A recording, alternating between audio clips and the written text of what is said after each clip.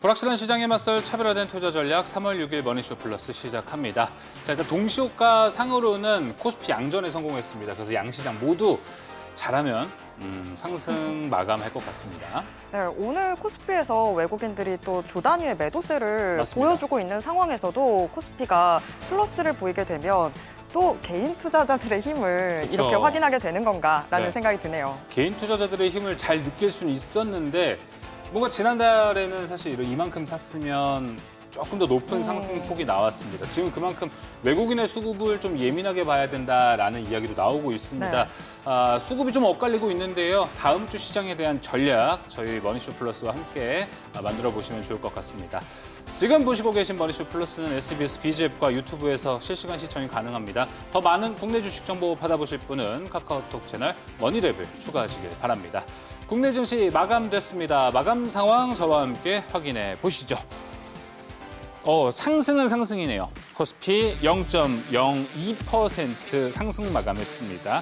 1포인트 올라갔고요. 코스닥은 강했습니다. 3.43% 상승해서 1,154포인트까지 올라갔습니다. 오늘은 코스피보다 코스닥이 더 강한 모습이 좀 있었습니다. 수급 한번 살펴보겠습니다. 앞서 이야기한 대로 외국인이 오늘 거의 2조 가까이 코스피에서 매도세를 보여줬습니다. 네, 기관도 여기 매도를 한 모습이 나와서 오늘 코스피가 조금 약한 모습이 나타났습니다. 도합시키면 3조 넘게 코스피에서는 매도세가 나왔고요. 코스닥은 오늘 외국인이 사실 장 초반만 해도 매수세가 좀 있었습니다. 그래서 코스닥이 대세가 되는 건가 생각이 들었는데 장 막판으로 갈수록 매도세로 갔고요. 오히려 기관에서 4,716억 원을 매수했습니다. 이 기관 안에는 오늘 조금 유의미하게 봐야 되는 건 금투의 매수세, ETF 겁니다. ETF 매수세도 있을 거고요. 1,000억 원 좀 되는지 한번 확인해 봐야 될 것 같습니다. 2시 반 기준으로는 900억 원가량의 연기금이 코스닥을 산 것도 오늘 확인이 됐거든요. 잠시 후에 또 말씀드려 보도록 하겠습니다. 자, 오늘 시장, 이번 주 시장 마감됐습니다. 오늘 시장 3가지 키워드로 정리해 드리겠습니다. 첫 번째 키워드는요. 돌파. 뭘 돌파했을까요? 확인해 보겠습니다. WTI 유가가 80달러를 돌파했습니다. 이게 2024년 7월 이후로 정말 오랜만에 다시 80달러를 돌파했다라는 건데요. 이 유가 80달러 돌파가 의미하는 건 사실 원래는 이 3개 정도로 보면 될 것 같습니다. 이제 인플레이션이 시작하는 건가? 그리고 셰일 오일이 이제 대개 한 60달러 기준일 때 손익분 기준이 넘는다고 하는데 이때부터는 이익 증폭이 된다. 산유국들도 마찬가지라고 보시면 될 것 같습니다. 이 경기 침체냐, 경기 호황이냐 이 두 가지인데 원래 기존 관점 포인트라고 보시면 될 것 같은데 현재는 사실 좀 다릅니다. 현재는 지정학적 리스크가 커졌기 때문에 공급 리스크가 커졌다 해서 WTI 유가가 올라갔다라고 확인해 보면 좋을 것 같습니다. 자, 오늘 80달러도 지금 넘어선 걸로 알고 있습니다. 9시 전까지 더 올라갔는데요. 여기에 대한 대안을 미국은 찾고 있습니다. 인도에 이제 러시아산 원유를 사도 된다라고 한시 허용을 했었는데요. 자, 여러분 많이 보셨을 것 같습니다. 여기가 지금 호르무즈 해협이죠. 여기를 통한 지금 수송이 안 되기 때문에 러시아를 통해서 이렇게 수에즈 운하까지 거쳐서 인도에 들어가게끔 하는 전략을 만들어 놨습니다. 사실 그동안 미국이 인도에게 러시아 원유를 사지 말라라고 엄청나게 압박을 했습니다. 왜냐하면은 그 돈이 어차피 전쟁 자금으로 들어가는 것 아니냐 해서 징벌적 관세 25%를 매기기도 했었는데요. 앞으로 한 달 동안까지는요 관세 위협 없이 러시아산 원유를 받아간다고 합니다. 지금 아마 유가가 올라가는데 부담을 좀 느끼는 것도 있을 것 같아서 우리가 기대되는 효과는 유가 안정세. 그리고 오늘 미국이 인도도 그랬고 중국에도 그랬고 미국산 원유를 구매해라, 권유한다라는 이야기들이 많이 나왔습니다. 그쪽 흐름까지도 같이 이어진다고 보시면 될 것 같습니다. 자, 두 번째 키워드로 가보겠습니다. 두 번째 키워드는요. 대체. 뭘 대체할까요? 확인해 보겠습니다. 앞서 석유에 대한 이야기를 했었는데 그걸 대체하려면 오늘 태양광 에너지가 대체 에너지로 급부상했다는 걸 확인해 볼 수 있을 것 같습니다. 오늘 오랜만에 이 화면 다시 갖고 왔습니다. 국내 태양광 에너지들 밸류체인들을 정리해 봤습니다. 소재, 셀, 검사 장비, 패널 시스템 등을 함께 확인해 볼 수 있을 것 같은데 더 보셔야 될 게 이게 최근에 시장이 급락을 하다 보니까 이게 묻혔던 게 있습니다. 최근에 트럼프 대통령이 백악관에 이제 오라클, 아마존 이런 CEO들을 불러서 요금 납부자 보호 서약을 했습니다. 빅테크들이 직접 전기를 공급하고 그 대금을 내라라는 거기 때문에 이제 아마 태양광 쪽으로 더 각광을 받을 수 있다라는 이야기도 현재 나오고 있습니다. 오늘 그래서 태양광 관련주들 흐름이 상당히 좋았죠. 확인해 보겠습니다. 하나솔루션 16%대 올라갔고요. 현대에너지솔루션 상한가 유지한 상태로 마감됐습니다. 대주전자재료 23.24%, OCI홀딩스 15.38%고요. 여러분 파루가 재밌는 게 동전주라서 한번 갖고 와봤습니다. 네, 동전주이기도 하고 최근에 태양광 이슈가 있을 때 1,000원 이상으로 올리려고 하는 매수 흐름도 여러분 있을 것 같아서 재밌게 한번 보시면 좋을 것 같아요. 자, 이어서 세 번째 키워드도 한번 살펴보겠습니다. 세 번째 키워드입니다. 인하, 뭘 떨어뜨렸을까요? 인하 한번 확인해 보겠습니다. 자, 구글이 인앱 결제 수수료를 인하했습니다. 어제부터 나왔던 소식이고 오늘 이게 게임주들을 올린 주 재료라고 보시면 될 것 같은데 너무 급하게 매매는 하지 않으셨으면 좋겠다. 왜냐? 한국 적용 시점 원래 연말이 돼야 나오는 겁니다. 미국만 6월에 일단 들어갈 것 같고 우리나라 적용은 2026년 12월로 보시면 될 것 같습니다. 일단 이게 왜 좋냐? 게임주들의 수익성의 개선이 나타납니다. 특히 중소형 업체들, 대형주들을 보면 최근에 뭐 구글 통해서 저희 게임 사지 마시고 저희 직접 사이트로 들어와서 게임을 구매하신다면 뭐 게임 캐시를 드리겠습니다. 이렇게 우회해서 구글에 내는 수수료보다 이 캐시를 차라리 주는 게 낫다라는 판단에서 이런 루트들이 많이 나왔었는데 그런 루트들도 이제 많이 좀 줄어들 것 같습니다. 그러다 보니 또 모바일 비중이 높은 기업들이 앞으로 유리해진다라는 뷰도 함께 확인해 볼 수 있을 것 같습니다. 그래서 모바일 비중이 높은 기업들 정리해봤습니다. 넷마블, NC소프트, W게임직이 있을 것 같고요. 자, 그런 자체 결제 시스템이 없는 중소형 게임사는 이번 인앱 결제 수수료 인하가 상당히 호재로 반영이 될 것 같습니다. 데브시스터즈 이런 종목들이 있을 것 같고요. 자, 그리고 게임하면 사실 원래 오리지널 모멘텀은 신작 기대감 아니겠습니까? 신작 기대감이 있는 기업들도 정리를 한번 해봤고요. 뭔가 좀 아쉬워서 오랜만에 게임이 올랐는데 최근 1, 2월은 어땠을까 해서 차트를 한번 싹 다 돌려봤습니다. 1, 2월 시장이 좋지 않았습니까? 그 상승분에 꽤 같이 올라갔던 게임주들이 있더라고요. 네오위즈, 네오리진, NHN, 조이시티, T3 등이 있습니다. 제가 게임을 하지 않아가지고 왜 올랐는지는 잘 모르겠지만 차트상 1, 2월에 강한 상승세가 나왔다는 걸 확인해 보시면 좋을 것 같습니다. 자, 게임주들 흐름은 어땠는지 한번 살펴보겠습니다. 네오위즈 오늘 강했고요. 넷마블도 강했습니다. 펄어비스 7.1%, NC소프트도 4.89%, 시프트업 올라갔는데 시프트업이 여러분 재무제표 한번 보시면 재밌는 게 여기가 영업이익률이요 50%가 넘는 기업이더라고요. 차트는 상당히 무너져 있습니다. 1,000억이 매출이면 500억이 영업이익이 나오는 신기한 기업이라는 거 확인해 보시면 좋을 것 같습니다. 자, 이렇게 세 가지 키워드 모두 한번 살펴봤습니다. 다 녹여내서 다음 주 증시에 대한 이야기 나눠보도록 하겠습니다. 증시 인사이트 지금 시작합니다.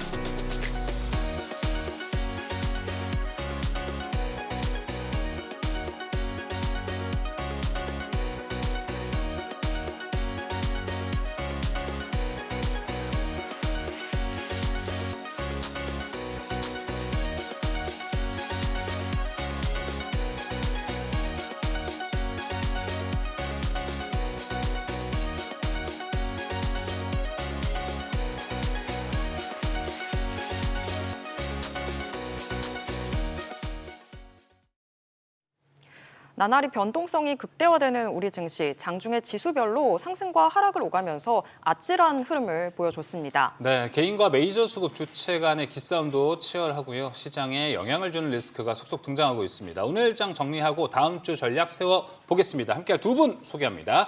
한국투자신탁운용 ETF 디지털 마케팅부 박지원 차장, 신한투자증권 황유현 PB팀장 나왔습니다. 어서 오세요. 네, 안녕하세요. 안녕하세요. 네, 자 먼저 오늘 시장 다들 어떻게 좀 보셨는지 정리 한번 해보고 넘어가겠습니다. 박지원 차장님, 오늘 시장 어떻게 보셨습니까? 네, 일단 이번 주 증시 흐름은 정말 말 그대로 역대급인 변동성 장세였다고 좀 볼 수 있을 것 같은데요. 오늘 시장은 상대적으로 코스피보다 코스닥이 더 강했던 점이 좀 특징이었을 것 같습니다.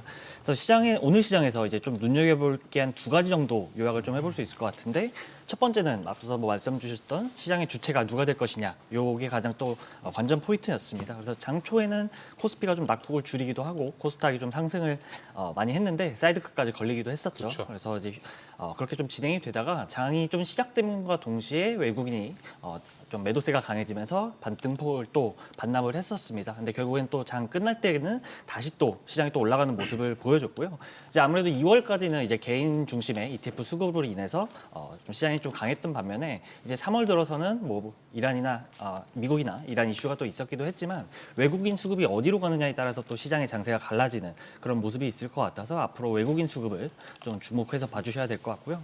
네. 두 번째는 코스닥입니다. 이제 그중에서도 반도체 소부장이나 뭐 바이오텍 같은 기업들이 눈에 띄고 있는데 이거는 뭐 앞서서 말씀드린 외국인 영향도 있을 것 같지만 이제 코스닥이 아무래도 다음 주에 코스닥 액티브 ETF 상장이 예정되어 있다 보니까 이런 부분에 있어서 수급적으로 아무래도 좀 먼저 움직임을 좀 가져와서 길목에서 수급을 좀 받으려는 그런 움직임들이 좀 보이고 있습니다. 그리고 또 이제 투자자분들 입장에서 보면은 아무래도 좀 학습 효과가 있는 것 같아요. 그래서 정부에서 코스피 5천을 외쳤는데 이게 실제로 달성되는 걸 좀 보다 보니까 코스닥 2천을 외치는 것도 이번 기회는 놓치지 말자는 그런 심리적인 요인도 또 있다고 좀 보고 있는 상황입니다. 코스닥 3천 아니었어요? 뭐 2천에서 3천. 네, 알겠습니다. 네. 그러면 황교안 팀장님은 시장 어떻게 보셨을까요? 진짜 코스피는 완전 수급 공백 상황인 것 같은데 지금 어떻게 보세요? 뭐 3월부터는 뭐 코스닥 시장이라고 다들 이제 여기저기서 이야기 많이 나오고 있습니다. 동의하십니까?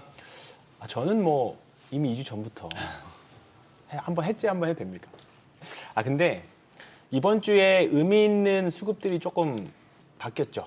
네, 확실히 좀 바뀌었습니다. 네. 이번 주에 외국인들 코스닥 수급, 코스피 수급을 보면 코스피 수급에서는 외국인들은 좀 이탈하는 모습이 있고요. 코스닥은 이번 주 급락할 때도 사실 코스닥은 샀어요. 특징이 뭐냐면 원래 주가가 빠질 때 보면 원래 코스피보다 코스닥이 좀 더 밀리거나 네. 심지어는 뭐 1.5배나 2배 정도 더 밀리잖아요. 근데 이번 주 첫날, 그러니까 화요일 날은 빠질 때 보면 코스닥보다 코스피가 더 빠졌어요. 맞아요. 그죠? 사실 여기가 좀 의아했었어요. 왜 더 안 밀리지? 두 번째, 폭락이 있었던 수요일은 거의 뭐 비슷하게 빠졌어요. 그날은 뭐 다 패닉셀이었으니까. 그때는 맞아요. 뭐 사실 방산주도 빠지고 기름 섹터도 빠지고 다 빠졌는데 그날도 보면 사실 이제 코스닥은 더 수급이 더 많이 들어왔죠. 네. 그리고 어제도 외국인들은 코스닥에서 더 많이 샀고 맞아요. 오늘 흐름이 이어져 왔다. 그 흐름이 일단 이번 주 외국인들이 뭐 이제 올라가면서 매도도 할 수 있고 이제 비중 조절할 수 있지만 어쨌든 외국인들은 지금이 괜찮은 시점이다라고 보는 것 같습니다. 그래서 외국인들은 이번 주에 특별히 코스피랑 코스닥 수급이 많이 갈렸다는 점이 오늘 삼성전자와 하이닉스를 보면 알 수 있을 것 같아요. 맞아요. 오늘 전자닉스는 밀렸습니다. 맞습니다. 맞죠? 오늘 제가 종가를 못 봐서. 지금 장중- 1%대. 네. 예.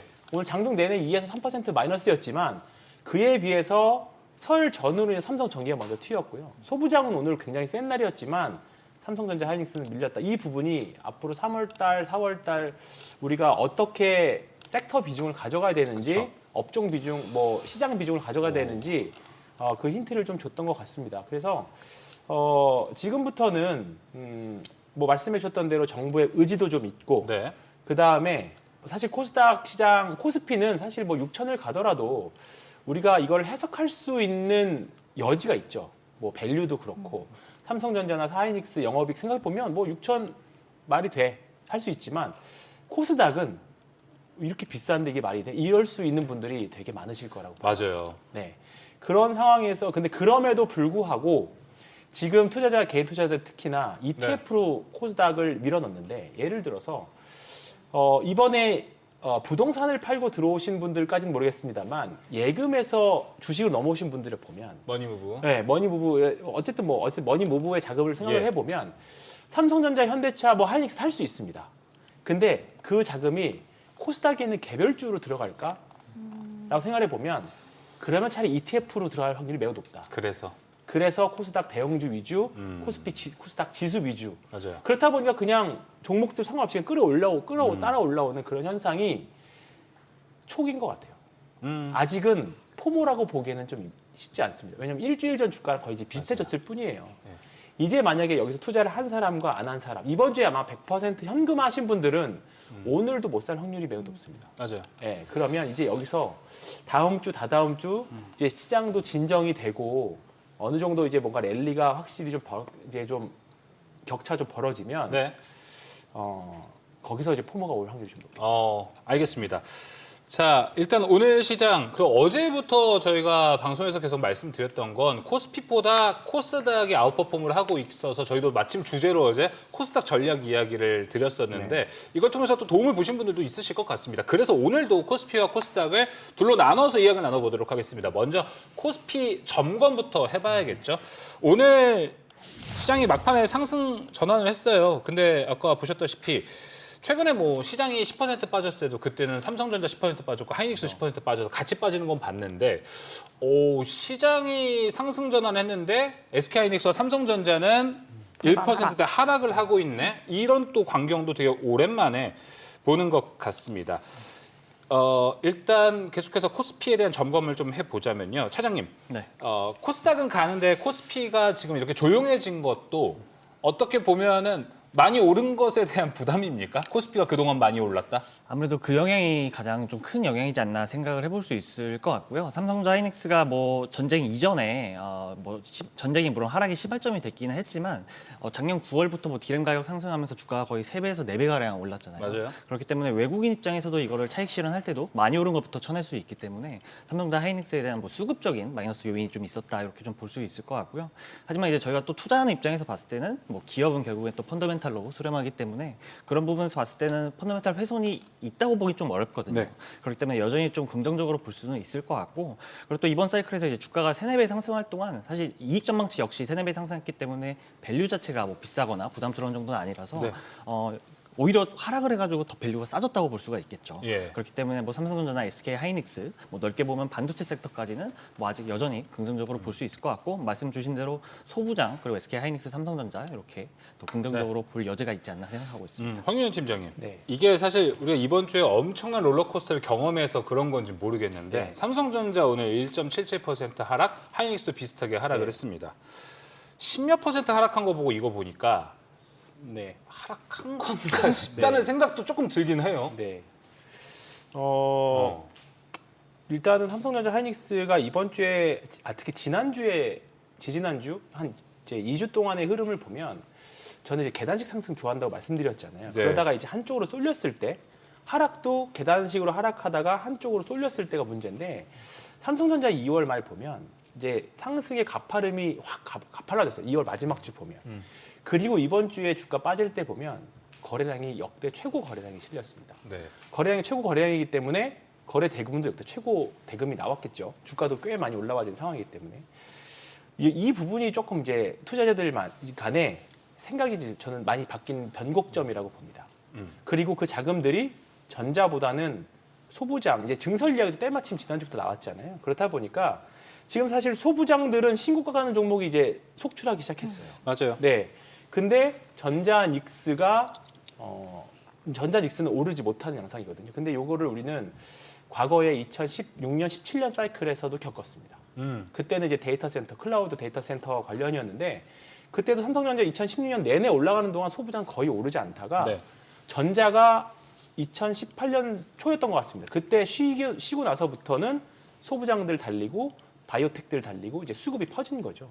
그런 상황이 벌어졌다라고 봐요. 그래서 지금부터는 뭐 밸류에이션 이런 거 보면 전자, 닉스 보면 확 하락하거나 그럴 자리는 아니지만 네.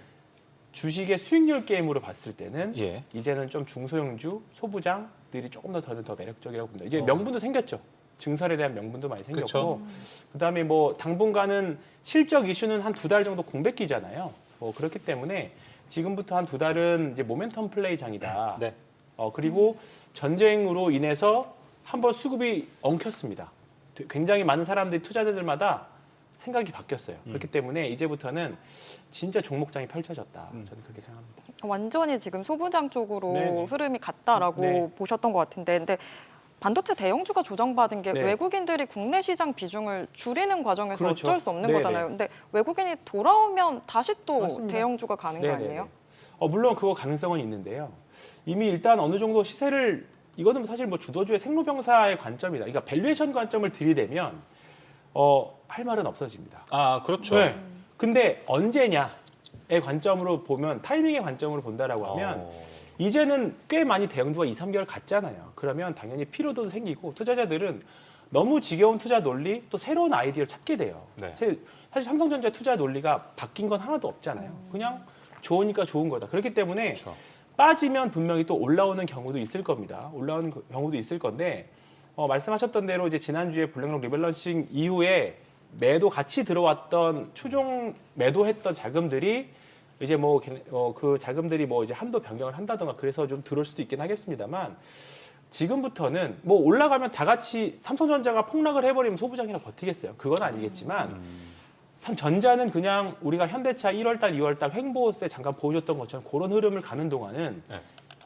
다 이제 소부장들이 조금 더 탄력적인 흐름을 좀 보여줄 거다. 수급적인 측면에서 그렇게 생각을 하고 있습니다. 소부장의 흐름. 그리고 우리가 기억했던 게 반도체가 잠깐 쉬어갈 때 대체로 그때 좀 섹터들이 스프레드 돼가지고 다양한 종목들 소비주들도 올라가고 그때 좀 그랬던 기억이 납니다. 화장품 이런 쪽도 올라가는 모습이었는데 차장님 보셨을 때 반도체가 떨어지지는 않고 횡보로 간다면 섹터 전체적으로 다시 또 상승하는 순환 매장세도 좀 기대하시는 거예요?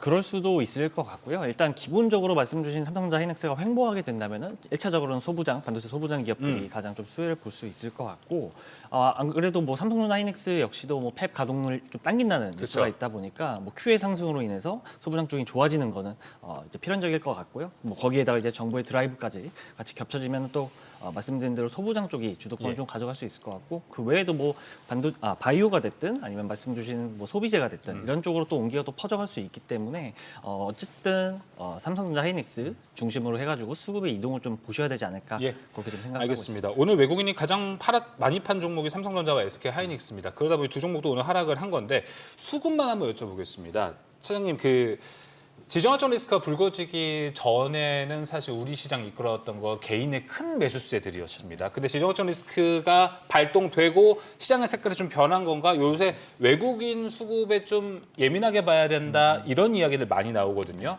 어떻게 좀 판단을 하세요? 사실 시장이 제일 강했을 때는 이제 개인들이 ETF로 자금이 많이 들어왔기 때문에 기관이 이제 매수로 잡히는 경우가 굉장히 많았습니다. 근데 그럴 때는 오히려 외국인의 이제 매수 주체 이런 영향력들을 약간은 좀 약해진 측면이 있는데 최근에 지정학적 이슈가 생긴 날부터는 이 영향력이 더 커졌다고 볼 수 있을 것 같아요. 그래서 앞으로 물론 이제 개인이나 기관은 약간 ETF 때문에 같이 가는 방향성이 좀 나올 수도 있는데 이제 외국인 같은 경우에는 또 반대로 수급이 또 주체가 이동이 될 수가 있어서 외국인의 영향이 또 어느 정도 커질 수 있는 환경이기 때문에 이런 부분들을 좀 주목해서 보셔야 되지 않을까 생각하고 있습니다. 알겠습니다. 자, 우리가 코스피 점검을 좀 해봤습니다. 앞으로 외국인의 수급을 좀 봐야 될 것 같고 반도체가 여러분 떨어지는 건 아닙니다. 횡보를 하고 쉬어가는 흐름이 나온다면 좀 섹터를 넓게 보는 것도 우리가 필요할 것 같습니다. 자, 이어서 코스닥 전략도 세워봐야겠습니다. 일단 현재 시장을 두고는 3월은 코스닥이야 이런 풍문들이 지금 많이 돌아다니고 있어요. 그래서 그런지 코스닥이 이틀 연속 코스피보다 아웃퍼폼하는 모습이 나오고 있습니다. 박지원 차장님 오늘 또 마침 ETF 디지털 마케팅을 하시니까 ETF잖아요. 네. 다음 주 빅 이벤트 기다리고 있습니다. 그렇죠. 다음 주 이제 2개의 자산운용사에서 액티브 ETF를 출시한단 말이죠. 이것 때문에 오늘 사실 코스닥의 일부 종목들, 반도체 소부장까지도 강한 모습이 나올 것 같습니다. 쭉쭉 올라가잖아요. 이거 근데 세론 걱정을 해야 되는 부분도 있습니까?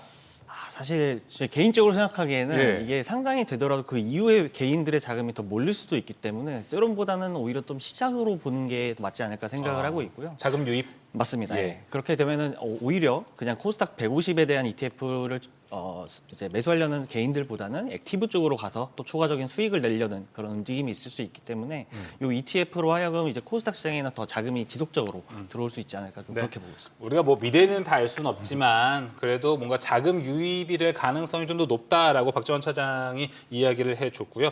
황현 팀장이 앞서 반도체 소부장 강력하게 이야기를 해주셨잖아요. 사실 이게 액티브 ETF 때문 아닌가 저는 아까 그 생각을 좀 했습니다. 오늘 소부장도 소부장이지만 2차 전지도 셌고요. 그다음에 바이오텍들, 올릭스 같은 경우도 신고가를 가고 있고요. 리가캠바이오나 전통의 바이오텍들도 강했어요. 결국은 코스닥은 3분지계이죠. 바이오, 2차 전지, 소부장. 삼국지처럼. 네, 삼국지처럼. 이 세 꼭지가 원래 이제 세 세 섹터가 이제 가지고 있다가 예. 거기에 이제 로봇이 좀 끼어 들어왔고요. 그렇죠. 예. 그다음 로봇이 좀 파이가 좀 커졌습니다. 그리고 이제 우주 항공이 좀 들어오긴 했고요. 이렇게 되는 상황인데 그렇게 되면 이제는 이 5개 섹터 중에서 오늘도 보면 레인보우 로보틱스도 급등했고 시총 큰 종목들이 보면 다 그 말씀드렸던 5개 섹터의 꼭지를 하나씩 다 가지고 있습니다. 네. 시총 1위는 이제 알테오젠에서 에코프로 PM으로 바뀐 상태고요. 그러면 결국은 그 이제 ETF 자금, 저도 이제 말씀하셨던 것처럼 자금 유입의 시작이라고 생각을 하는 게 이번에 코스닥이 좀 더 빨리 올라오고 좀 덜 밀렸던 생각은 머니무브 자금들이 이제 IRP나 퇴직연금 쪽에서의 그 리밸런싱이 조금 저는 많이 있었다라고 봐요. 요새 좀 유동적으로 많이 그렇죠. 하시죠. 예, 이제 예전에는 퇴직연금이라고 하면 무조건 안전한 걸로, 무조건 이제 30%는 최소 안전하게 돼 있지만 이제는 예전에 이제 퇴직연금이라면 무조건 원금 보장을 해야 돼서 굉장히 보수적으로 운영을 하셨던 분들 대부분입니다. 근데 작년 올해 들어오면서부터 이제 ETF에 대한 이야기들도 많이 나오고 맞아요. 교육도 많이 되다 보니까 이 자금들이 굉장히 좀 ETF들로 섹터 ETF나 지수 ETF들로 많이 들어온 상황이에요. 근데 특징은 요 ETF 자금을 한번 사놓으면 물렸을 경우에 손절할 거냐? 네. 아니면 그냥 이거 계속 또 돈 들어오니까 추가 매수하면 되지. 이런 성격의 저는 자금일 확률이 높다라고 봅니다. 미국의 401k처럼. 그렇기 때문에 지금 ETF 들어오는 수급들은 과거에 ETF 잠깐 들어와서 올라갔다 훅 빠지는 뭐 그런 세론의 느낌이라기보다는 쭉 장기적으로 좀 탄탄하게 받쳐줄 수 있는 미국처럼 그게 좀 탄탄하게 받쳐줄 수 있는 연금 계좌처럼 그런 가는 저는 첫 과정이라고 봅니다. 이제 근데 이제 다만 그 과정에서 옥석 반드시 좀 가려야 되고 실적이 좋은 주식들은 시장보다 당연히 더 갈 종목들이 맞아요. 분명히 나올 겁니다. 예, 이제 그런 작업들을 해야 될 것 같다는 예. 생각이 좀 듭니다. 지금 2차 전지도 네. 얘기해 주셨잖아요. 근데 2차 전지도 보면 사실 대형주보다 좀 중소형 종목들이 더 강하던데 이것도 그러면 반도체 소부장처럼 ETF 네네. 그 영향인 걸까요? 네. 아니면 에코프로가 사실 로봇 밸류까지도 좀 받는 것 같아서 그 영향도 네. 있는 걸까요? 오늘 에코프로 BM 또 뭐 대주전자재료 같은 경우에는 스페이스X 재료 타고 뭐 급등까지도 했었는데요.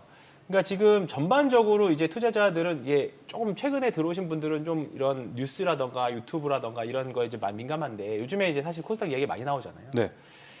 이렇게 되면 그 자금들을 또 이렇게 지금 현금 대기 자금들은 또 코스닥 ETF를 저는 노릴 수 있다라고 봅니다. 그래서 대형주 좋습니다. 좋은데 이제 여기서 만약에 수익률 격차 좀 벌어지기 시작하면 분명히 대형주 답답하다라고 느끼실 거라고 봐요. 그렇기 때문에 저는 조금은 지금 사실 2차 전지 악재는 사실 나올 거는 많이 나왔거든요.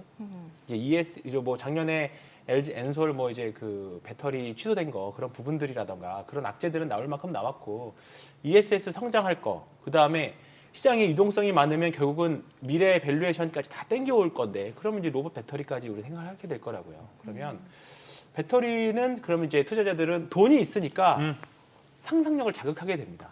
예, 그렇기 때문에 유동성이 미래 밸류를 많이 땡겨온다라고 보는데 저는 그러면 이제 그런 상상력들이 많이 동원하는 시기가 되겠죠 앞으로. 네, 알겠습니다. 뭐 박전 사장님께 여쭤보자면 사실 제가 지금 궁금한 건 그래서 뭐 코스닥을 투자한다면 지금 뭐 많은 섹터들이 있잖아요. 제약바이오에 집중을 해볼까, 뭐 로봇에 집중을 해볼까, 2차전지에 집중해볼까 이런 고민을 하시면서 뭐 다음 주에 액티브 ETF를 기대하시는 분들도 있을 것 같은데 근데 또 이제 자사돈용 쪽이시다 보니까 그냥 ETF 하는 게 좋아요라고 말씀하실 것 같거든요, 사실.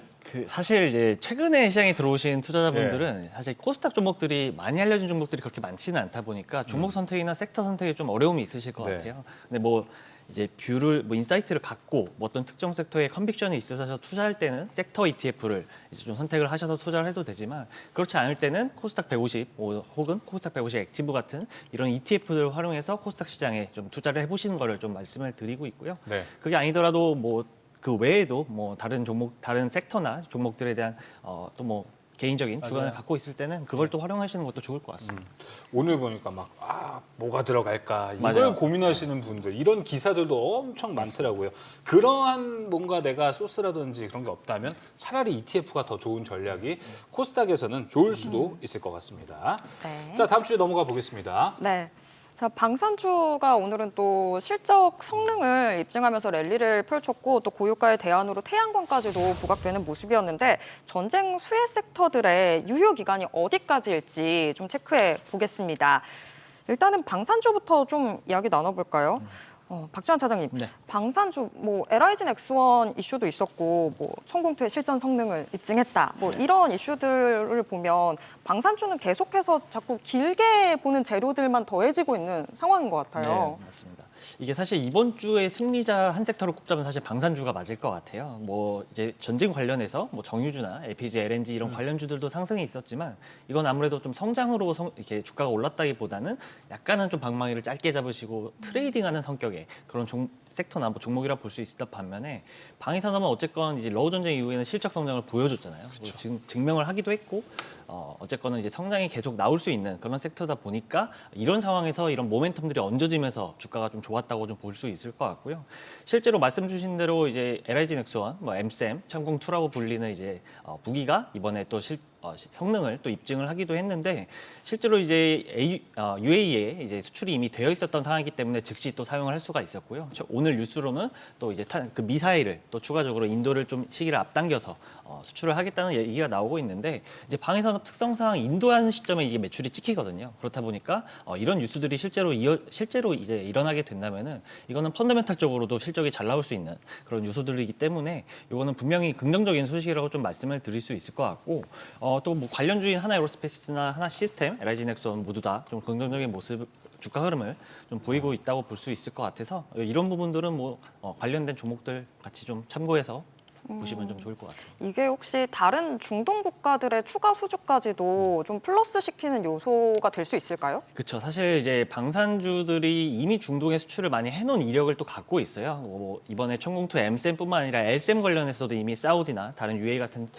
국가들에서도 이미 관심을 많이 보인 바가 있기 때문에 실제로 성능을 입증했다는 게 굉장히 또 중요하거든요. 레퍼런스가 있다는 것 자체가 굉장히 또 추가적인 향후 수출에 도움이 될 수 있기 때문에 이번 또 이런 이슈들이 향후에 더 성장성을 또 붙일 수 있는 그런 사건이지 않나 싶습니다. 네. 그러면 자, 황효연 팀장님, 지금 이런 소식들 자체는 LIG 넥스원 주가에는 어느 정도 반영돼 있다고 보세요? 지난번 나왔을 때 이거는 전 이제 올해 이후로 방사는 사실 조금 이제 볼 거 없다고 말씀드리긴 했거든요. 저도 기억납니다. 왜냐하면 이제 전쟁이 추가적인 것만 없다면 이제 유럽 쪽에서도 재무장할 때 유럽 기업들을 쓸 거다. 그렇기 때문에 올해 수출하기가 생각보다 녹록지 않을 거다라는 말씀을 드렸는데 전쟁이 발생해서 이제 이벤트 변수가 발생한 거니까요. 이제부터는 좀 다르게 봐야 될 것 같아요. 네. 네. 이번 주에 방산주가 좋긴 한데 이렇게 되면 이제 유럽이 아니라 이제 중동 쪽에 있는 기업들 당장 실전 배치가 필요한 상황이잖아요. 맞아요. 네, 최근에 어제도 뉴스 보면 넥스원 직원들 전시회 갔다가 현장에서 바로 실전 투입됐다는 그런 말이 있을 정도고 SNS 보면 우리나라 천공이 이제 격추하는 영상까지도 이제 돌고 있잖아요. 아랍에미리트. 네, 그렇죠. 그런 것들 보면 중동 입장에서는 당장 어쨌든 이번에 무기들을 많이 썼을 거고 그러면 바로바로 채워넣어야 되는데 더군다나 실전 감각 있는 실전 데이터를 가지고 있는 무기들을 채워넣어야 될 텐데 유럽산 채워넣을래 한국산 채워넣을래 하면 당연히 한국산일 수밖에 없죠. 그거 빨리 갖다 주잖아요. 네, 또. 빨리 갖다 주잖아요. 네. 네. 그렇기 때문에 저도 좀 뷰를 바꿔야 봐야 될 것 같습니다. 방산 섹터는 이제부터는 앞으로 수주가 아마 중동 쪽으로 더 추가적으로 나오긴 하겠죠. 그렇죠. 네, 더 비싸게 팔 수도 있고. 그래서 중동 제일 많이 노출되어 있는 게 네. 지금 LIG 넥스원이 네. 중동 향이 제일 많은 걸로 알려져 맞습니다. 있잖아요. 네네. 아니, 주가가 너무 좋아요. 네. 좋아서 지금 군침을 흘리시는 분들도 네. 많단 말이죠. 맞습니다. 그것뿐만 아니라 지금 방산 빅4가 자주국방의 모멘텀이 네. 더 길어질 것 같습니다. 네, 사실 맞습니다. 쭉 이어질 네. 것 같은데 지금 막 매수를 하고 싶어하는 분들 많을 거란 말이죠. 네. 혹시 매수의 기회가 있을까 고민돼서 지금이라도 사야 되나 고민도 있을 것 같고 논리적으로 이성적으로는 조정시 매수가 맞거든요. 네네. 어떻게 판단하세요? 만약에 이제 주말간에 이제 이번 주에 뉴스 나왔던 대로 휴전이나 이제 종전에 대한 이야기가 나오면 분명히 한번 조정은 나올 확률이 높겠죠. 그러면 이제 그때 사실 매수 기회를 네. 봐야 될 것 같습니다. 그러니까 한두 달 전과 지금은 이제 방산주를 바라보는 투자자들의 시각이 확 바뀌었습니다. 오늘 보면 천궁으로 들어가는 관련 부품 주식들까지도 다 같이 좋았었거든요. 뭐 RFHIC라던가 맞아요. 뭐 다른 뭐 종목들까지도 다 좋은 모습들을 좀 보여줬었어요. 근데 그런 흐름들이 이 지금 만들어진 추세가 앞으로 계속 미사일은 또 만들어야 될 거 아닙니까? 그러면 그것도 수출할 수 있는 기회도 열릴 거고 그렇기 때문에 뭐 예를 들어 종전으로 인해 주가가 좀 밀린다라고 하면 거래량만 엄청 실려서 추세가 완전히 부러졌네라는 느낌 정도의 하락이 나오지만 않는다면 네. 조정 시 매수 관점이 맞을 것 같습니다. 조정시 매수 관점 조금 천천히 이성을 가지고 봐도 좋을 것 같고 예. 너무 급하게 지금 들어가는 건 좋은 전략은 오히려 안 될 것 같습니다. 방산 말고도 우리가 지금 전략을 다양한 섹터 스프레드 전략을 가야 되기 때문에 즐겨찾기 정도만 하나 추가했다 생각을 해보시면 좋을 것 같습니다. 에너지 쪽은 좀 차장님 어떻게 보십니까? 유가가 $80 돌파했습니다. $80라는 이 심리적 저항선을 뛰어넘었기 때문에 더 올라갈 수도 있겠구나라는 다양한 메시지를 나오고 있습니다. 근데 정유주들은 거꾸로 이제 하락 추세로 좀 접어들었다는 말이죠. 여전히 좀 조심해야 될 섹터겠죠? 예, 저는 개인적으로는 그렇게 막 장기적으로 투자하시기보다는 어쨌건 이제 급등이 나올 때는 좀 매도를 하셨다가 또 이제 빠지면은 만약에 이런 상황들 이제 지정학적 이슈가 지속된다면은 뭐 빠졌을 때는 다시 뭐 매수를 할 수는 있지만 어쨌든 이렇게 좀 방망이를 짧게 가져가시는 거를 그렇죠. 좀 말씀을 드리고 있는 상황입니다. 네, 알겠습니다. 그래서 오늘 반대급부로 올랐던 게 신재생입니다. 특히 오늘 시장에서 태양광이 많이 올라가면서 최근에 유가 많이 올라서 태양광 올라갈 때 됐지라고 이야기를 했던 분들도 좀 있던 것 같습니다. 황현 팀장님 보셨을 때 이렇게 태양광이 요새 이러나 저러나 우주 간다 해서 태양광 올라가고요. 유가 올라가서 태양광도 가고요. 자주 눈에 띄기 시작했습니다. 이것도 사실 시장에서 되게 중요한 포인트인데 여기도 많이 올랐잖아요, 오늘. 여기도 조정시 매수 전략으로 가는 게 괜찮겠죠? 저는 희한하게 트럼프 1기 때랑 분위기가 진짜 비슷하게 가기는 한 것 같거든요. 그래서 사실 5월 연말 좀 무섭다는 생각이 좀 들어요. 트럼프 1기 때도 중간에 한번 되게 센 폭락이 한번 오긴 했었거든요. 근데 그때도 트럼프 같은 경우에는 전통적인 에너지 산업을 되게 중시한 공화당이잖아요. 근데 1기 때도 보면 그 트럼프 임기 말에 보면 신재생 에너지 주식들이 더 많이 올랐어요, 사실. 근데 대표적으로 풍력이나 태양광들이 많이 올랐었던 거고요. 근데 그때랑 지금이랑 기술력도 많이 발전했고 수율도 많이 좋아진 상황.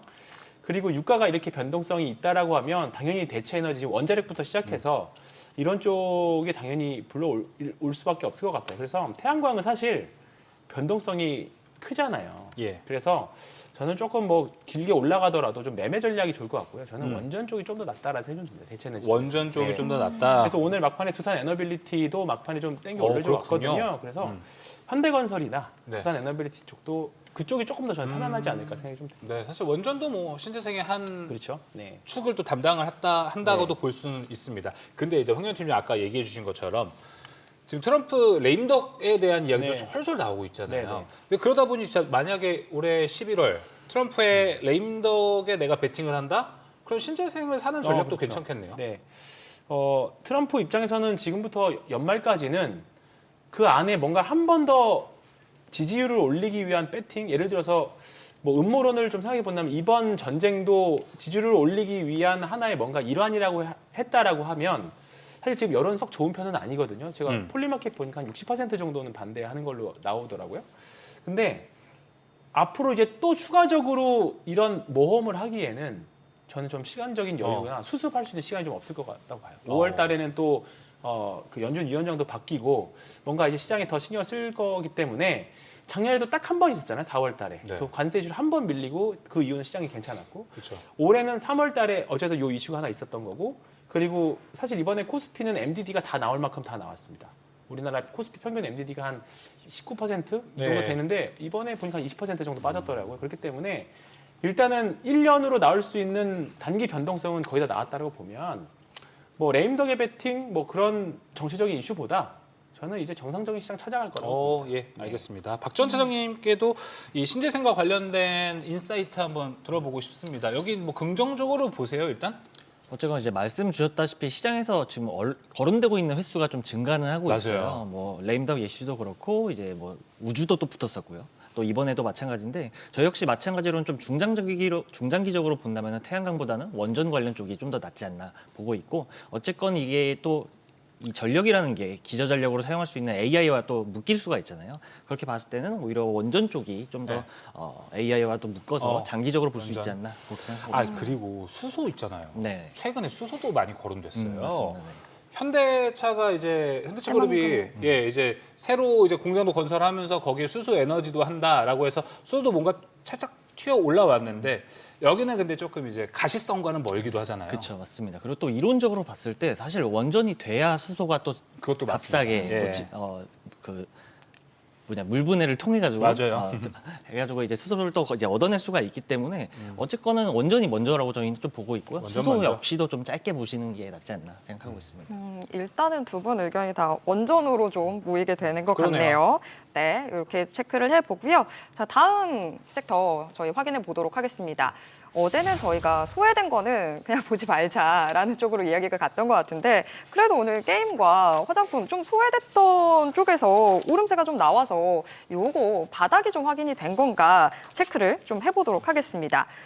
일단 게임주부터 먼저 좀 이야기해볼까요? 박지원 차장님, 게임주가 이틀 연속해서 좀 올라가더라고요. 네, 맞습니다. 그러면 이제 좀 바닥 확인한 건 아닌가라는 생각이 드는데. 사실 그렇게 생각을 하실 수도 있는데 어쨌건 투자라는 게 상대적인 매력도를 따지기 때문에 저는 어쨌건 게임주보다는 지금 주도주 혹은 지정학적 이슈 관련해서 수익을 좀 챙길 수 있는 쪽으로 집중을 해보시는 게 좋지 않을까 생각을 하고 화장품도 마찬가지겠지만 화장품 섹터는 또 약간의 옥석 가리기를 통해서 성장성이 나오는 APR 같은 종목들은 또 매매를 해보셔도 괜찮을 것 같지만 게임주는 아무래도 상대적으로 좀 매력도는 아직까지 좀 떨어지지 않나 생각하고 있습니다. 근데 어제도 사실 게임주 여쭤봤을 때 이런 분위기긴 했는데 근데 게임주 뭔가 강달러를 이용해 보면 네. 좀 투자 포인트 있지 않을까요? 해외 매출이나 이런 것들 생각하면 수혜 주실 것 같은데.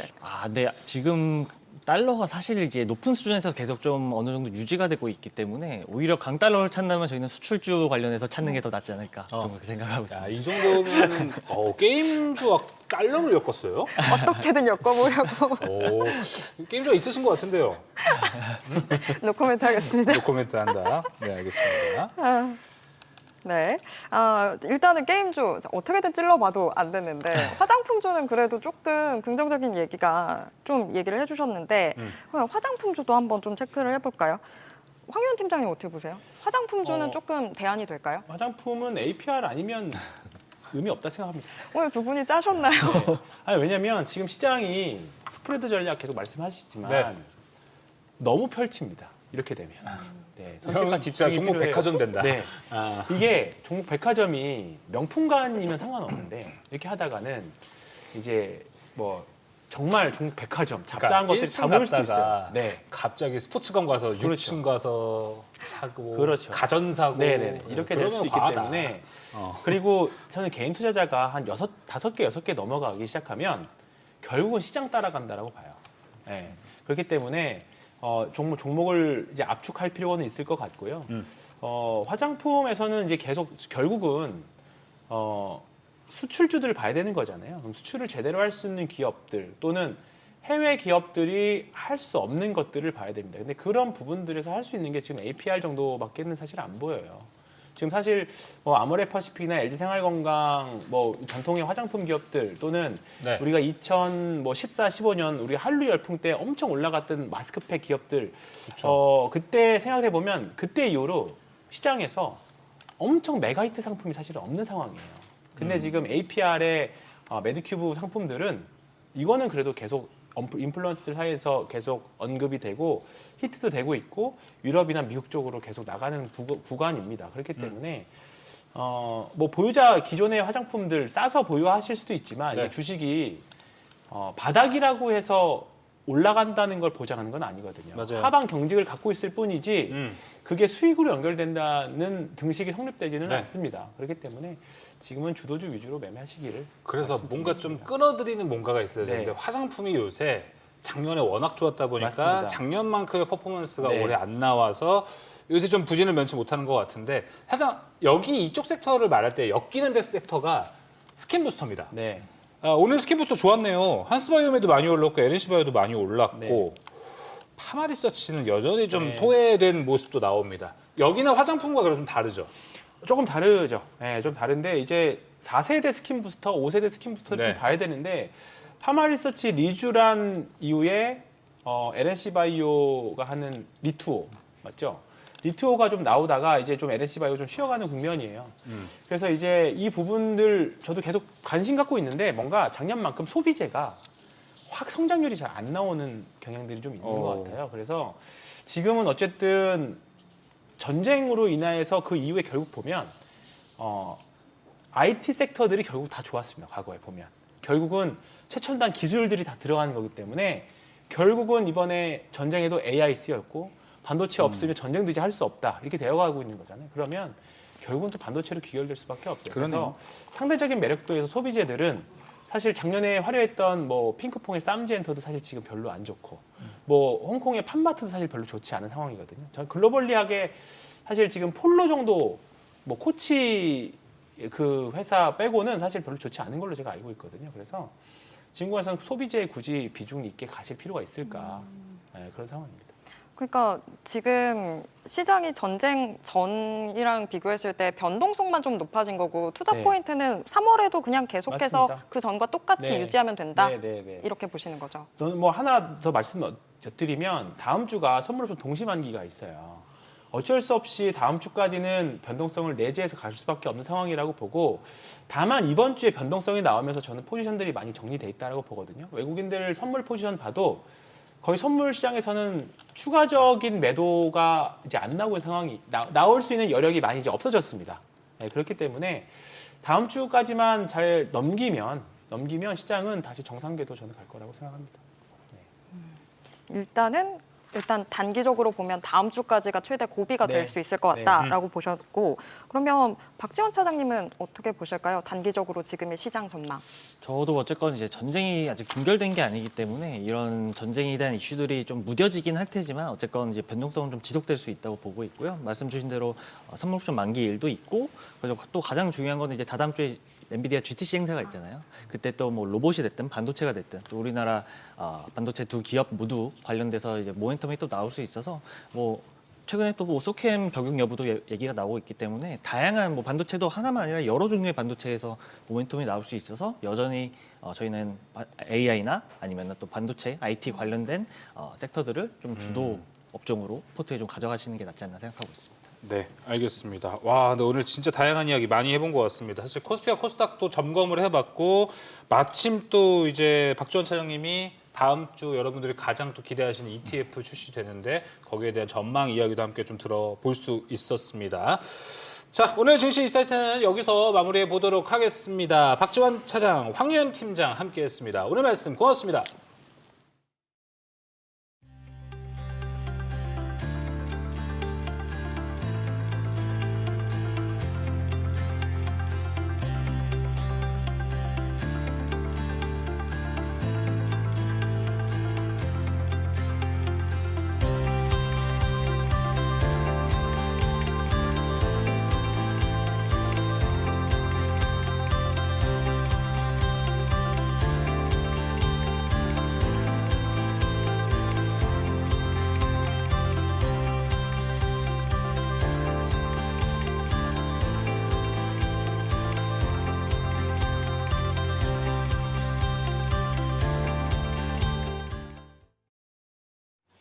애프터마켓 브리핑입니다. 안도의 한숨을 내쉰 지 하루 만에 코스피는 롤러코스터 장세를 보였습니다. 그래도 마감 들어서는 낙폭을 축소하며 0.02% 상승한 5,584선에서 마감했습니다. 반면 코스닥은 이틀째 매수 사이드카가 발동되면서 강한 흐름을 보였는데요. 오늘 3% 넘게 오른 1,154선에서 장 마쳤습니다. 현재 애프터마켓 분위기는 어떤지 시세도 짚어보겠습니다. 우선 시가총액 상위 종목들입니다. 반도체주들은 중동 지정 확정 리스크로 하락세 보여주고 있습니다. 여기에 삼성전자는 노조의 5월 총파업 예고까지 더해지면서 현재 1.77% 하락하고 있습니다. 현재가는 18만 8,200원이고요. SK하이닉스도 1.7%대 하락하며 92만 5천 원에 거래되고 있습니다. 장중에 방산 대장주인 하나에어로스페이스의 시가총액이 삼성바이오로직스를 뛰어넘었는데요. 방산주 강세의 구체적 이유와 그리고 함께 오르는 하나시스템 등 다른 종목들 시세는 뒤에서 짚어드리겠습니다. 다음으로 상승률 1위에서 5위 종목들 함께 보겠습니다. 오늘은 태양광 관련주들이 머스크의 우주 데이터 센터 기대감, 그리고 유가 급등으로 인한 대체 에너지 부각, 이렇게 두 가지 뉴스가 맞물리면서 전반적으로 모두 강세 보여주고 있는데요. 그중에서도 대주 전자재료는 이중 접합, 두 가지의 실리콘을 붙여 만드는 HJT 기술이 주목받으면서 특히 더 시세를 분출하고 있습니다. 현재 주가는 11만 8,600원이고 23%대 상승률 보여주고 있습니다. 원익 QNC도 지난 4분기 실적이 어제 발표되면서 실적 호조에 힘입어 주가도 강합니다. 현재 원익 QNC는 24.43% 오름세고요. 38,200원에 거래되고 있습니다.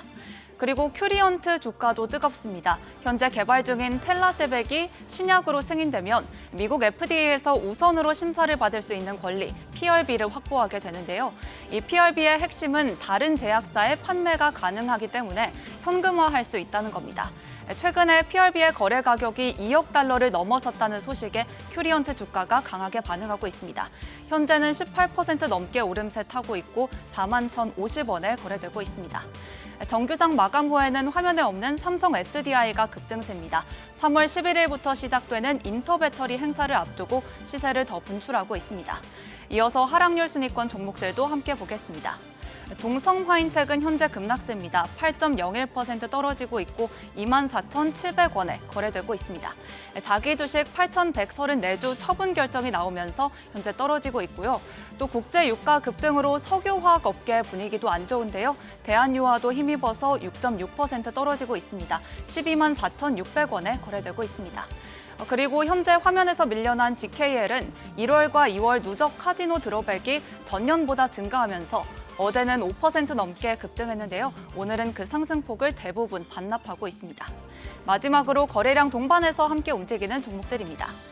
한화솔루션이 강세입니다. 이란이 주변 중동 국가들까지 공격하자 결국 전쟁 승패의 관건은 미사일 재고에 달렸다는 분석이 나오고 있습니다. 또 이란이 미국 방공망 자원을 계속 소모시키는 전략을 쓰고 있다는 지적도 나오는데요. 이런 가운데 또 아랍에미리트가 천공투 조기 공급을 요청했다는 소식에 방산주들 주가가 크게 뛰고 있습니다. 한화 에어로스페이스에 이어 LIG 넥스원도 빨간불을 켰고요. 또 화면에서는 한화솔루션이 16% 가깝게 올라가고 있습니다. 두산 에너빌리티도 오늘 강세입니다. 테라파워의 SMR이 승인되면서 급등세 보여주고 있습니다. 현재 두산 에너빌리티는 97,900원에 거래되고 있습니다. 8.18% 상승률 보여줍니다. 그리고 앞에서 태양광 관련주들의 강세를 설명드렸는데 대주 전자재료 외에 한화시스템도 현재 강세 보여주고 있습니다. 4.84% 오름세입니다. 이렇게 애프터마켓 흐름부터 특징주까지 살펴봤습니다. 오늘 밤 열리는 뉴욕 증시는 안자은 캐스터와 함께 대비해보시죠. 지금까지 애프터마켓 브리핑이었습니다. 유가의 롤러코스터 타는 뉴욕 증시입니다. 간밤 중동 긴장이 다시 고조되면서 국제 유가가 급등했는데요. 인플레 우려에 미국 국채 수익률까지 급등하자 뉴욕 증시는 버티지 못하고 일제히 하락했습니다. 마감 상황 보면 다우 1% 넘게 크게 빠지면서 이제 47,000선까지 내려왔고요. 나스닥 0.26%, S&P 500 0.56% 하락 마감했습니다. 시총 상위 종목들 보시면 기술주 크게 빠지지는 않았습니다. 엔비디아는 중국 수출용 H200 칩 생산을 중단한다는 소식과 이 미국 정부의 AI 칩 수출 규제 검토 소식에 장중 크게 빠졌는데요. 메인마켓에서는 하락폭 줄이면서 양전에 성공했지만 결국 애프터마켓에서는 0.67% 약세로 마감했습니다. 이 부분 종목 리포트에서 마저 전해드리고요. 마이크로소프트는 오늘도 선방했습니다. 메인마켓과 애프터마켓 모두 상승 마감했습니다. 시총 6위부터도 보면 호실적 덕분일까요? 브로드컴, 메인마켓에서 5% 가까이 올랐습니다. 다만 차익 실현이 나오면서 시간의 거래에서는 0.17% 약세로 마감했습니다. 버크셔 해서웨이는 2% 넘게 상승했습니다. 2년 만에 자사주 매입을 한다는 소식이 들려왔는데요. 회사가 주가를 저평가됐다고 판단한 게 투자 심리를 자극했습니다. 월마트는 오늘 큰 폭으로의 하락세가 나왔습니다. 규제 당국에 제출된 서류에 따르면 회사 최대 주주 중 하나인 월튼 패밀리 홀딩스 신탁이 상당한 규모의 내부자 매도를 진행한 걸로 드러났습니다. 이에 메인마켓에서는 3% 넘게 빠졌고요. 애프터마켓에서는 저가 매수세가 들어오면서 소폭 상승 마감했습니다. 진정되나 싶었던 유가는 급등했습니다. 이란이 호르무즈 해협은 아니지만 페르시아만에 정박 중이던 유조선을 공격했다는 소식이 전해졌는데요. 이에 세계 원유 공급의 약 20%가 통과하는 호르무즈 해협의 운영도 불확실해지면서 국제 에너지 시장의 불안이 커진 걸로 보입니다. WTI는 8% 넘게 상승하면서 배럴당 80선을 넘어섰고요. 브렌트유도 85선까지 뛰었습니다.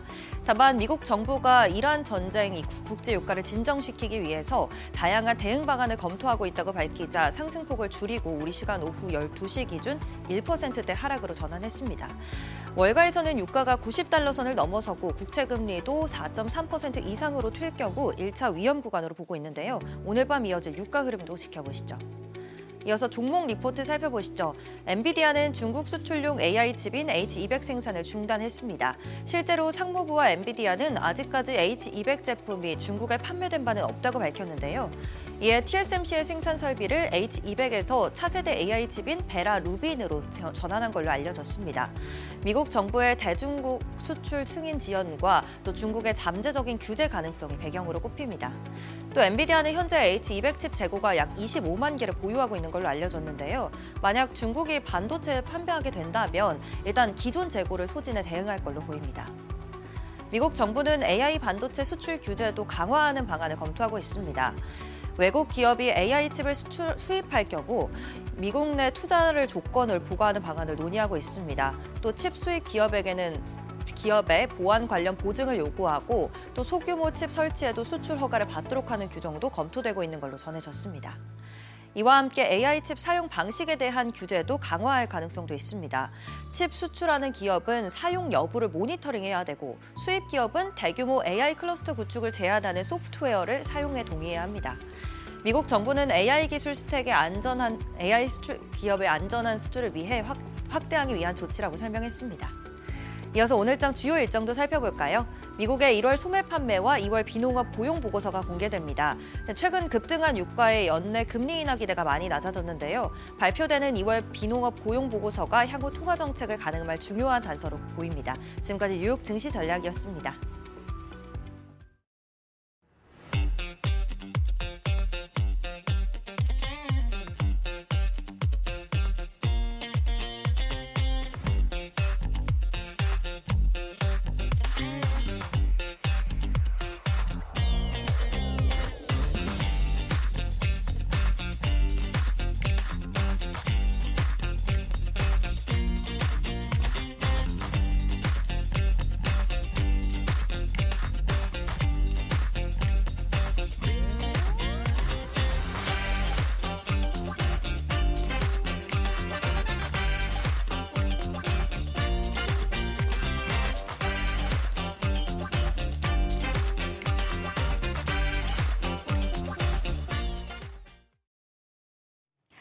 간밤 뉴욕 증시 3대 지수는 중동발 유가 상승에 일제히 하락 마감했습니다. 우선 관련 영상 보고 오시죠.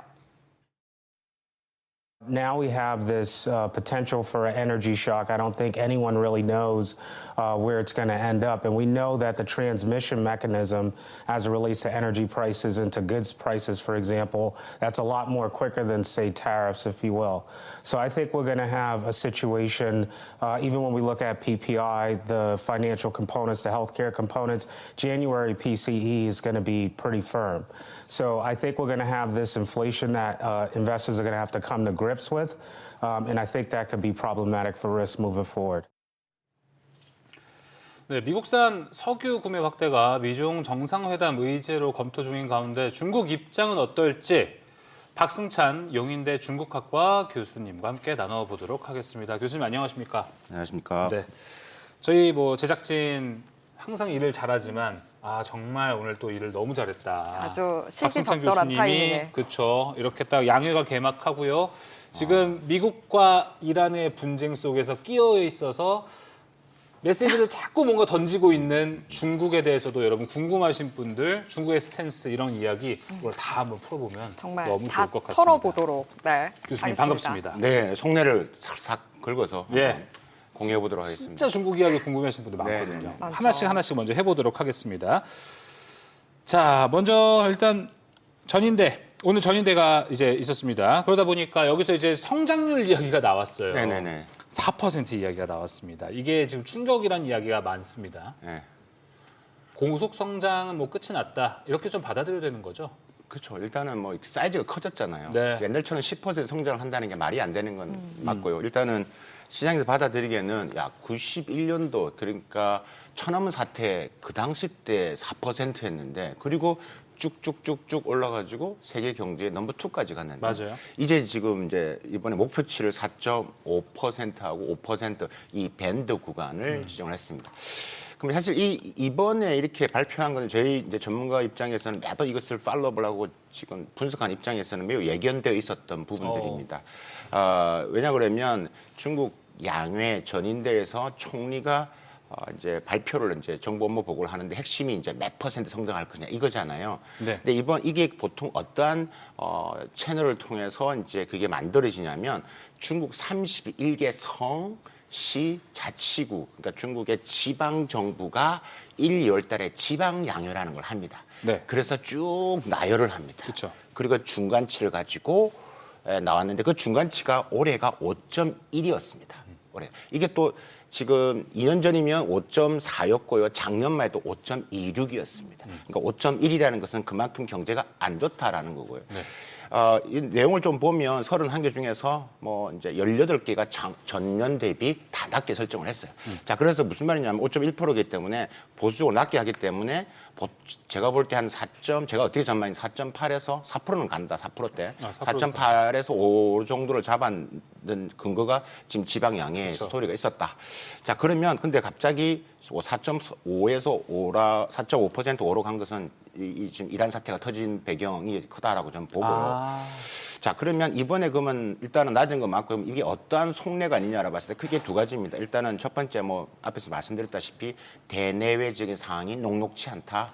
지방 정부가 당면한 문제가 가장 크다. 예를 들면 광동성 자체도 작년에 5% 성장했다고 막 크게 이야기를 했고 광동성이 매우 큰 성입니다. 네. 중국 경제 GDP를 어떻게 보면 이끌고 있는 인구 1억이 넘는 성인데 작년에 5% 한다고 이야기를 했는데 결국은 3.9%였습니다. 많이 늘었네요. 네, 그래서 목표 달성 못한 거죠. 예. 5% 이야기했고 3.9를 했으니까. 와, 예. 자, 그럼 첫 번째 이게 경제 상황에 굉장히 어렵다라는 것을 반영하는 것이고 두 번째가 내년이 시진핑 주석이 4연임으로 가는 길목이란 말이에요. 그렇죠.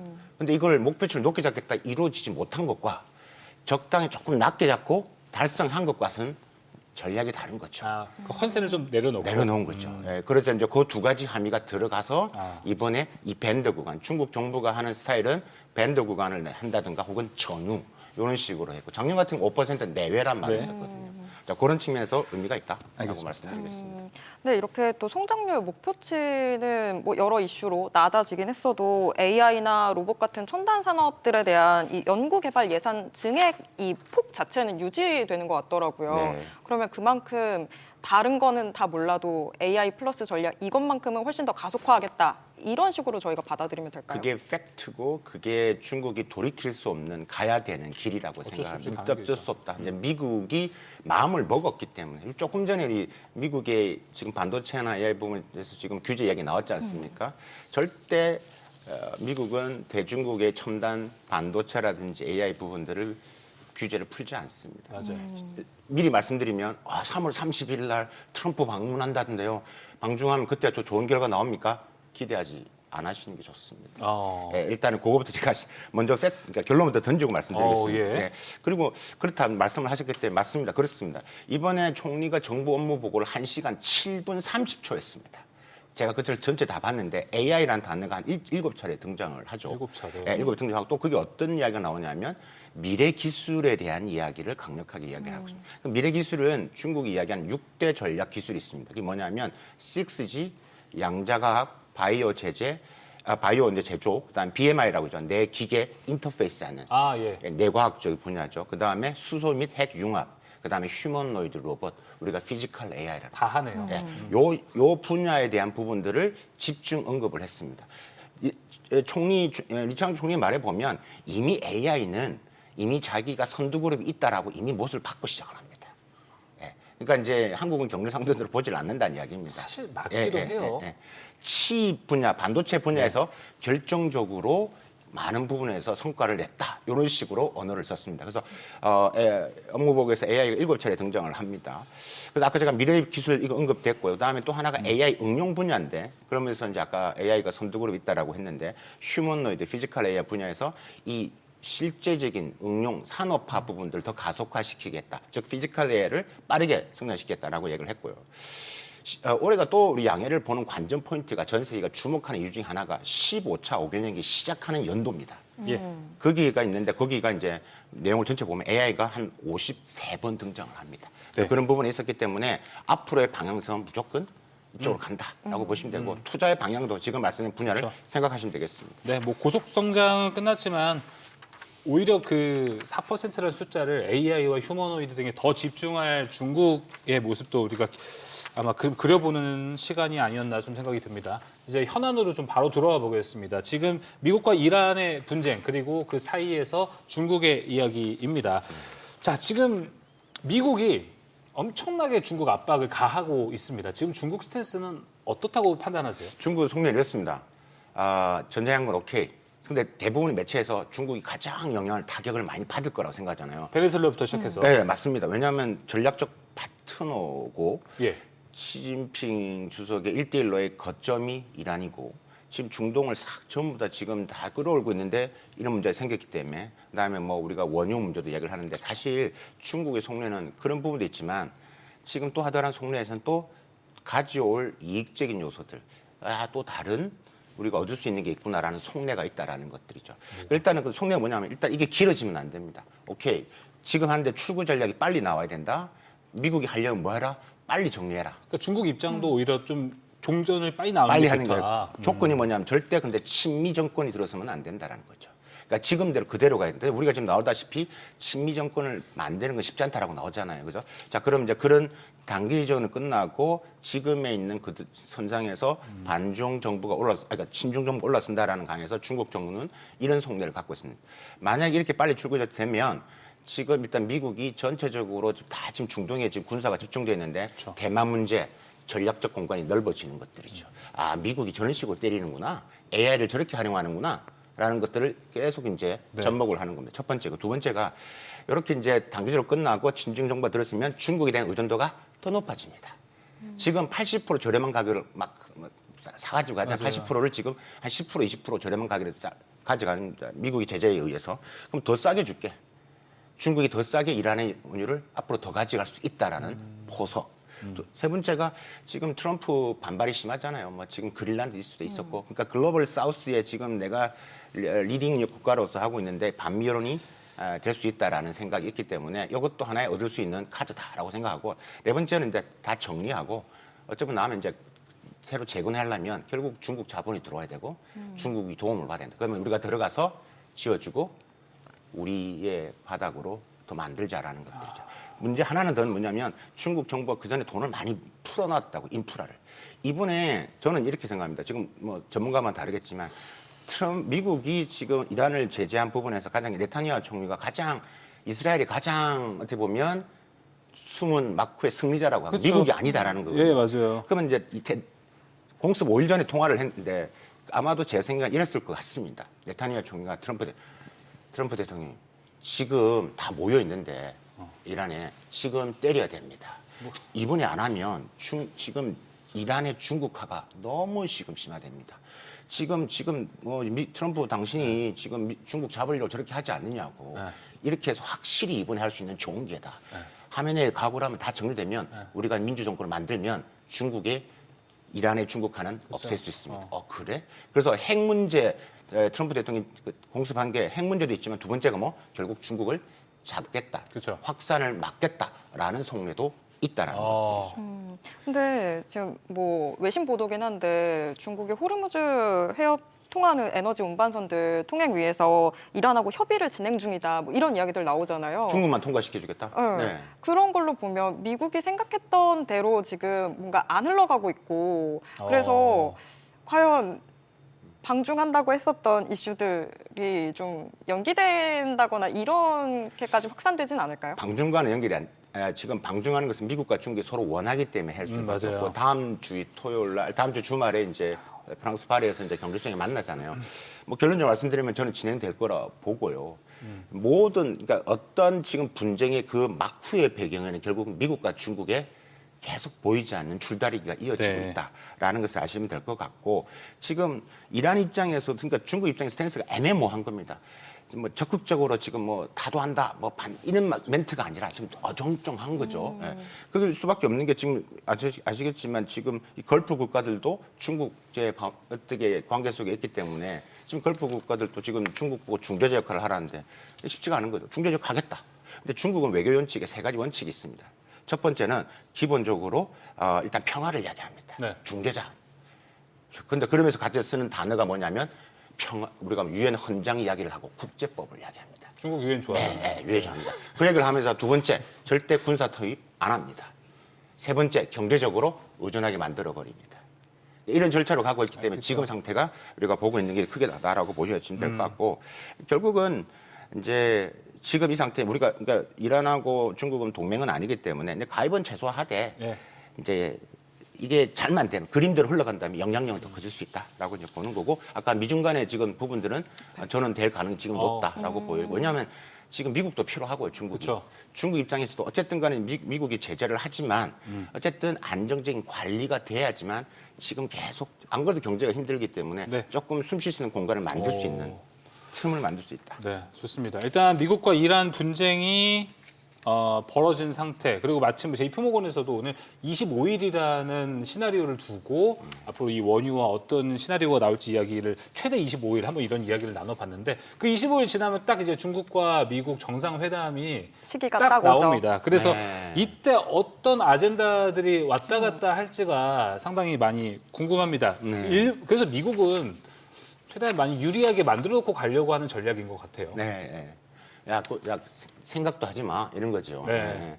그래서 이제 그걸 딱 존재감을 딱 드러내고 가는 것들이죠. 야, 내가 이래 잘못하면 함부로 이렇게 지금 너 다 막아놨어. 그런 부분이 큽니다. 예, 그래서 크기 때문에 그걸 보여주긴 심리 또 중국은 제가 아까 그 속내를 또 말씀드렸고 이번에 만났을 때 가장 큰 아젠다는 결국 두 가지입니다. 결국은 타이완 문제와 결국은 타이완 문제, 결국 통상 이슈입니다. 통상 이슈인데 통상 이슈를 좀 더 좁히면 결국 관세 부분들입니다. 중국도 미국이 반도체를 풀 거다, AI 뭐 이런 첨단 산업의 제재를 풀 거다 기대하지 않습니다.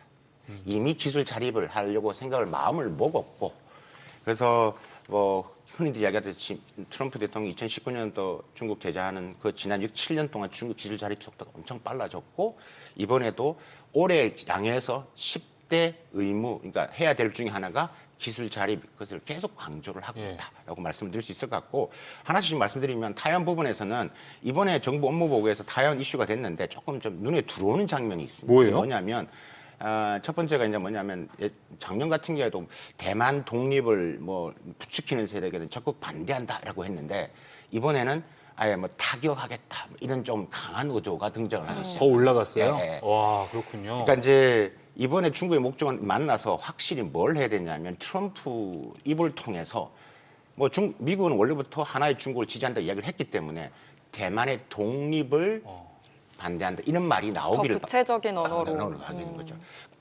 그러면 이제 그런 게 유도를 하면서 미국 지금 대만에 그렇게 하면서 항상 뒤로서는 뭐 미국 무기를 지금 대만에 팔고 있잖아.